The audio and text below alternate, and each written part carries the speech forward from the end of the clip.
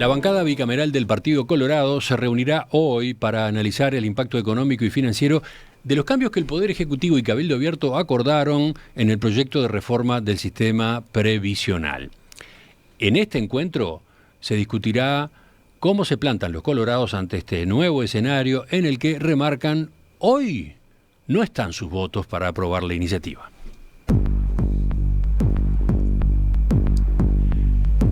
Los diputados colorados pidieron ayer una nueva prórroga hasta el jueves en el cuarto intermedio que mantenía la comisión especial que analiza el proyecto en la Cámara de Representantes.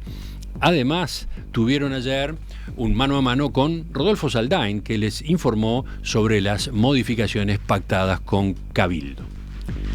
El senador Adrián Peña, que este lunes retomó funciones como coordinador del sector Ciudadanos, sostuvo, hablando en rueda de prensa, que el acuerdo anunciado supone un nuevo escenario con respecto a lo que se había negociado e implica un impacto de unos $300 millones al año según sus estimaciones.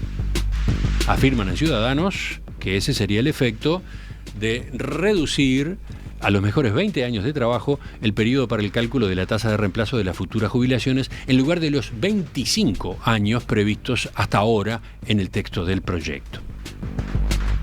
Peña dijo, además, que con estas nuevas condiciones la discusión se reabre. Nosotros creímos que esto estaba cerrado definitivamente, claramente no lo estaba, porque se han incorporado nuevas propuestas y en ese marco nos creemos también con la legitimidad y el derecho de poder proponer alguna cosa más desde nuestro sector Ciudadanos, que tiene la llave para esta reforma en la medida que tiene los 8 votos necesarios para que la reforma tenga aprobación. En la misma línea iba hoy más temprano el diputado Conrado Rodríguez del sector Ballistas del Partido Colorado. También él entendía que la discusión se ha reabierto y por eso su grupo, junto con el partido, están estudiando la eventualidad de presentar nuevos planteos. ¿Cómo está observando esta situación el Frente Amplio? Vamos a conversar con el diputado Gustavo Olmos. ¿Te parece, Romina? Vamos a eso, diputado Olmos. ¿Qué tal? Buen día, ¿cómo le va? Buenos días, ¿cómo están ustedes? Muy bien. Diputado, a ver, en líneas generales, teniendo en cuenta esto que planteaba Emiliano, ¿cómo están viendo desde el Frente Amplio estas negociaciones de último momento en el oficialismo? Bueno, con cierta preocupación por el grado de improvisación que está mostrando el gobierno y por el tironeo interno que existe entre distintos sectores de la coalición, que va paso a paso deformando una reforma de la seguridad social que tenía como objetivo primero, según el gobierno, solucionar un déficit fiscal que tiene el sistema y que es reconocido por todos. El Frente Amplio estaba preocupado en un principio por el impacto social, o sea, por la sostenibilidad social que tenía esto, porque había sectores a los cuales se les obligaba a trabajar hasta los 65 años y que no tienen condiciones de hacerlo, porque tenía impactos en las pensiones por viudez y otro tipo de cosas. Pero a esta altura también estamos preocupados por si realmente se cumple el objetivo de solucionar el déficit fiscal que genera el sistema, no solucionarlo, sino mantenerlo, ¿no? Eso ha sido... Contenerlo sería la palabra. Sí, que no se agrave la situación, eso es lo que se señala, ¿no? Y en ese sentido, nosotros nos parece absolutamente pertinente el pedido del Partido Colorado de tener información sobre todos estos cambios, o sea, cuál es el impacto económico que tienen todas estas modificaciones. No puede ser que de cambiar de 25 a 20 años sea un cambio en un texto y que eso no venga acompañado de una explicación de cuáles son las consecuencias que tiene desde el punto de vista fiscal, y es lo que estamos reclamando en algunos temas desde el Senado y realmente no hemos tenido respuesta. Esperemos que este pedido del Partido Colorado no sea solamente una respuesta que se le dé al Partido Colorado, sino que el Poder Ejecutivo comparezca en la comisión nuevamente e informe al Poder Legislativo de cuál es la situación con el proyecto en la redacción que tendría hoy, y poder tomar una decisión fundada, una decisión respaldada en datos técnicos que solo el gobierno puede proveer. Vayamos a algunos de los cambios. A ver, el cambio sugerido por Manini Ríos, recordemos, para que se tomaran los mejores 20 años de la carrera laboral de las personas en el cálculo de la tasa de reemplazo, en vez de los 25 años. En los hechos, se dice de parte del doctor Rodolfo Saldain, va a significar, por ejemplo, una mejora de algunas jubilaciones, sobre todo de los ingresos medios y más altos. ¿Cómo ve el Frente Amplio ese cambio, si va en ese sentido? A ver, en principio compartimos que ese es el sector en el que impacta este cambio, pero el doctor Saldain ha dicho que están estudiando cuál es el costo que tiene esta medida, y se habla del orden de los $300 millones. Sí. Y cuando nosotros planteamos algunos problemas de diseño en la comisión que tiene la propuesta que está a consideración, y que el doctor Saldain reconoció que eran problemas de diseño, pero dijo solucionarlos es muy caro, $50 millones hablaba, y no hubo ánimo de solucionarlo. Ahora aparece una solución que implica $300 millones. Estoy hablando de las personas que se jubilan en el 73, por ejemplo, con respecto a las que a las que nacieron en el 73, respecto a las que nacieron en el 72. Quien nació en el 72 se va a jubilar con 30 años de trabajo y 60 de edad. Quien nació en el 73 se va a jubilar con 63 años de trabajo y con una forma de cálculo distinta, con lo cual su jubilación va a ser bastante menor. Hay un salto importante ahí de un año al otro que nosotros tememos que nos va a generar un problema, como que fue el de los cincuentones en la reforma del 96.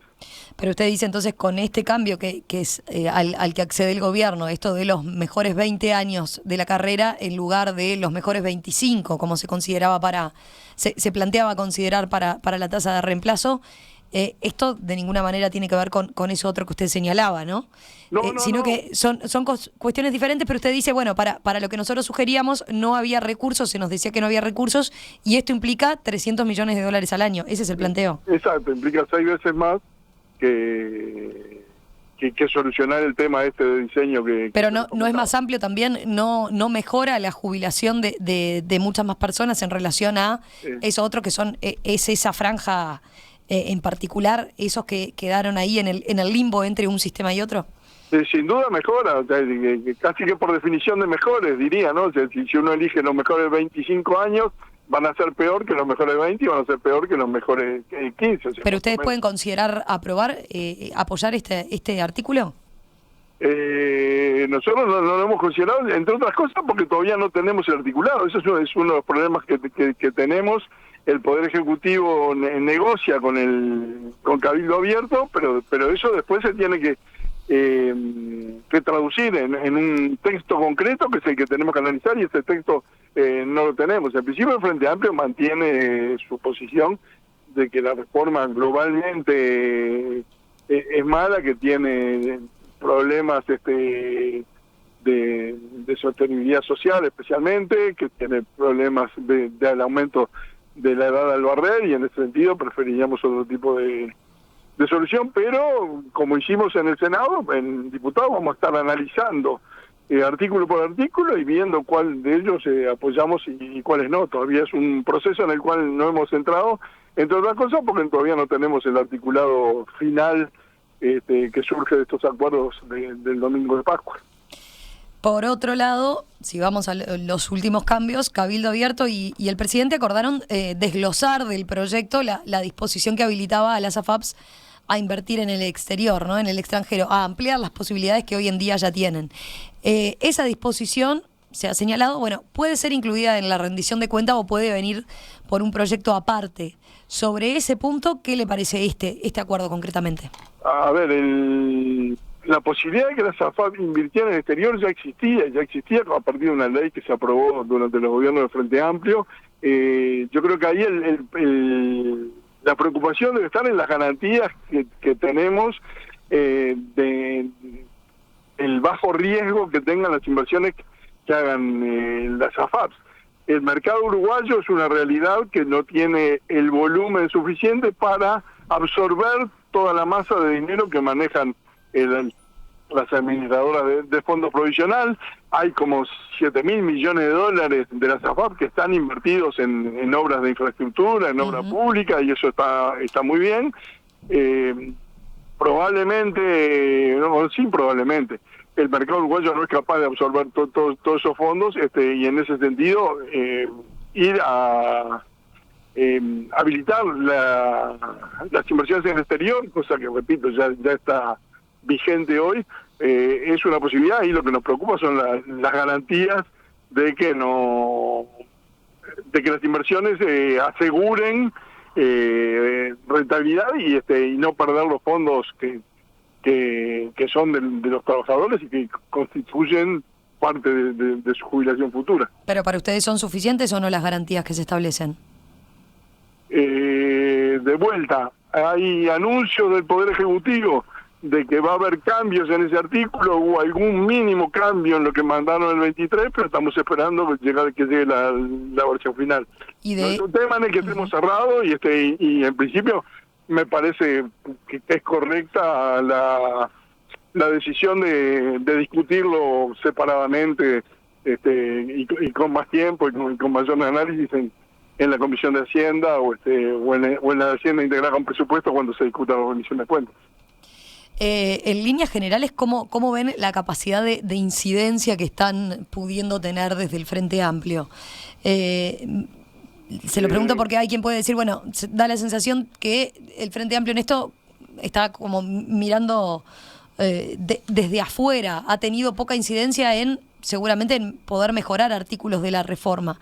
Desde el Frente Amplio se ha planteado que de ganar las elecciones se van a introducir varias modificaciones, pero en el Parlamento, ¿qué sensación tienen ustedes? ¿Que no tienen mucho para hacer? La capacidad de incidencia que hemos tenido ha sido nula, tendiente a cero, pero no solo en el Parlamento, desde antes.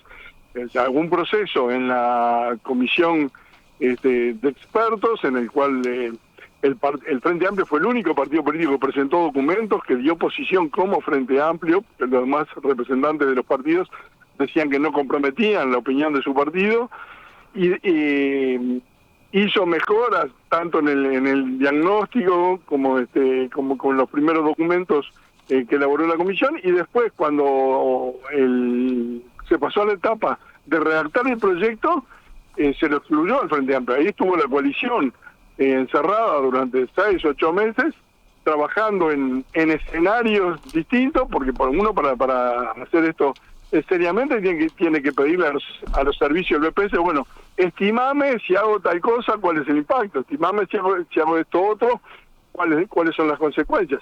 En todo ese proceso el Frente Amplio no participó, y de hecho en toda la negociación en esta etapa tampoco es un convidado en la mesa. El presidente ha usado la expresión de la negociación pico a pico y en redondilla, pero siempre está referido a la coalición, nunca en el pico a pico ingresa el Frente Amplio, y de hecho las propuestas que hemos presentado no han sido sometidas a consideración. Yo creo que en buena parte por el equilibrio sumamente inestable que tiene la coalición. O sea, que acá lo estamos viendo estos días, ¿no? Se mueve una pieza en el proyecto, y eso implica que otro pida que se mueva otra cosa, y está haciendo una telenovela de capítulos extensos.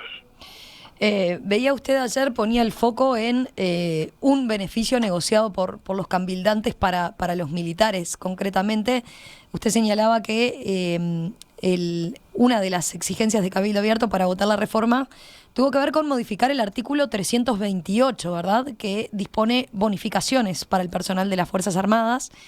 Allí se establece que el Poder Ejecutivo tendrá la facultad de otorgar al personal subalterno combatiente una bonificación equivalente a la aplicable al subescalafón ejecutivo comprendido por la Dirección Nacional de Asistencia y Seguridad Policial. Es decir, que por cada año de servicio se compute 1.4 años, como ocurre con los policías, y cuando actualmente los militares tienen 1.2 años por cada año de servicio. ¿Por qué ponía el foco allí concretamente, y qué es lo que le preocupa de este punto?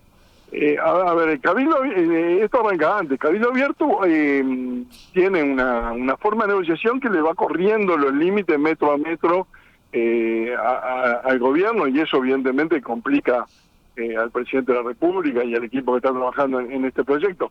Este artículo que tú mencionás no estaba en el proyecto que vino del Poder Ejecutivo, no estaba en el anteproyecto, lo metió Cabildo Abierto en la sesión del 28 de diciembre sin análisis previo.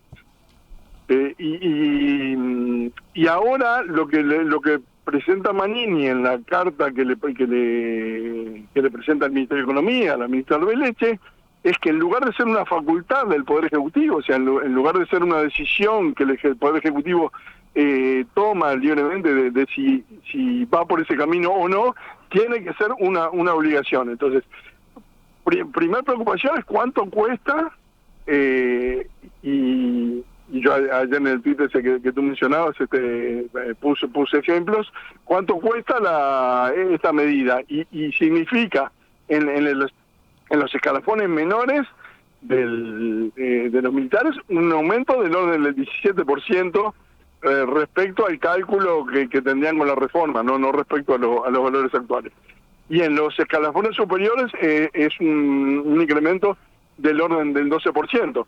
¿Eso cuánto es en dinero? Bueno, es otra de las respuestas que no hemos tenido por parte del Poder Ejecutivo. O sea, pero eso no necesariamente, a ver si le entiendo bien, el artículo diría o dice concretamente facúltese la posibilidad. No quiere decir que necesariamente se haga, sino que queda supeditado a lo que establezca la comisión asesora técnica, ¿no?, que evalúe este tipo de cosas. Eso es lo que dice el artículo que salió del Senado.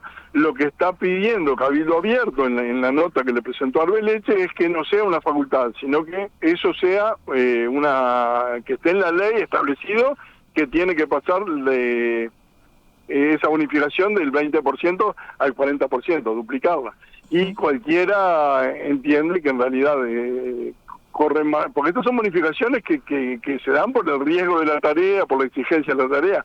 Cualquiera entiende que es mucho más que tiene mucho más riesgo un policía que está combatiendo el delito en la calle que un militar en un país que no tiene básicamente conflictos militares hace muchísimas décadas. Pero entonces usted, para hacer este llamado de atención, se basa concretamente en el planteo inicial de Cabildo Abierto, el que le llevó Guido Manini Ríos al presidente previo a Semana de Turismo, por ejemplo. No quiere decir que necesariamente el texto después entonces quede tal como lo planteaba Cabildo, ¿no? No quiere decir que tal como lo plantea Cabildo en esta instancia, pero... Digo porque repito, desde el oficialismo se habla de acuerdo en esos otros dos puntos, ¿no? En lo que tiene que ver con la cantidad de años que se toman para la tasa de reemplazo y lo de desglosar lo de las inversiones en el exterior de las AFAPs. Sin duda, esto que usted... nadie tampoco habló de este artículo cuando se discutió en el Senado, y sin embargo el 28 de diciembre, en plena sesión, apareció el artículo y terminó siendo votado por toda la coalición. O sea, el estilo de ingresar artículos sin discusión y sin evaluación previa y que después tiene consecuencias, es una práctica que hemos visto en todo este proceso muy desprolijo de la reforma de la seguridad social, y tenemos la preocupación de que eso que hoy no está como parte del acuerdo termine siendo igual votado, o incluso, aunque no fuera votado, ¿qué pasa si el Poder Ejecutivo hace uso de la facultad? Uh-huh. O sea, tenemos que tener la información de cuánto cuesta esto, y es un dato que el gobierno no nos ha facilitado. Allí una consulta, a ver, mirado aislado, quizás a más de uno puede llamarle la atención lo que puede implicar, ¿no?, de cambio para la jubilación de los militares, de más bajo rango estamos hablando. Sin embargo, desde el gobierno se señala, bueno, el cambio principal que tienen los integrantes de las Fuerzas Armadas tiene que ver con los años que se van a considerar para el retiro, ¿verdad? Hoy en día se considera para su tasa de reemplazo los últimos 5 años, lo que habla de que los sueldos ahí a esa altura son más altos, cuando en el proyecto se van a licuar en los mejores 20. Entonces, ¿cómo esta puntualización que usted hace sobre ese artículo en particular, cómo hay que leerla a la luz del otro cambio más significativo que se va a dar? Yo creo que es un lineamiento correcto que vayamos todos al mismo sistema y que en ese sentido las diferencias que hay en las distintas cajas paraestatales y en los servicios de retiro policial y militar no tienen sentido y hay que ir a un régimen común. Al final de la historia vamos a algo parecido de eso y eso está bien. Lo que yo digo es, respecto al proyecto que hoy tenemos en consideración, este cambio implica un aumento del 17% en